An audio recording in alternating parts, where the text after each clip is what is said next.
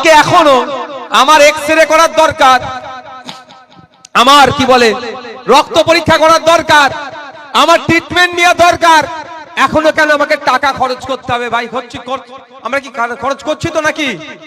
যদি 25,000 কোটি টাকা ওটা মমতা ব্যানার্জির পৈতৃক সম্পত্তি থেকে দিচ্ছে না, ওটা আপনার আমার মেহনতের টাকা, ট্যাক্সের টাকা থেকে 25,000 কোটি টাকা হেলথ বাজেটের জন্য বরাদ্দ হয়েছে।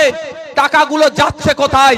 ওই টাকাটা এগাট ওকাট ঘুরতে ঘুরতে কোন একটা ঘাটে পৌঁছে যাচ্ছে।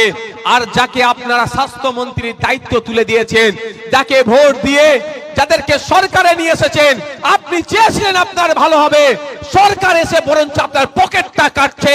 তাই 2026 সাল আসছে, শপথ নিন আগামী দিনে এমন সরকার নিয়ে আসবো যে সরকার আমার দুয়ারে স্বাস্থ্য পরিষেবাটা দেবে। আমার জেলার মানুষ, আমি জেলাতেই স্বাস্থ্য পরিষেবা পাবো, এটা আপনাদেরকে ভাবতে হবে।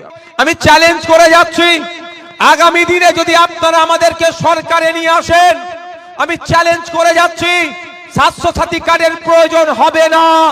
মানুষের চিকিৎসা, উন্নত মানের চিকিৎসা, কলকাতার পিজি হসপিটালের মতো চিকিৎসা, কলকাতা আরজি করের মতো চিকিৎসা, চিত্তরঞ্জনের মতো চিকিৎসা, মেডিকেলের মতো চিকিৎসা ব্যবস্থা, কলকাতার এই সরকারি স্টার হসপিটাল আপনার জেলায় আমরা তৈরি করে দেব। জেলার মানুষ জেলা থেকেই পরিষেবা পাবে।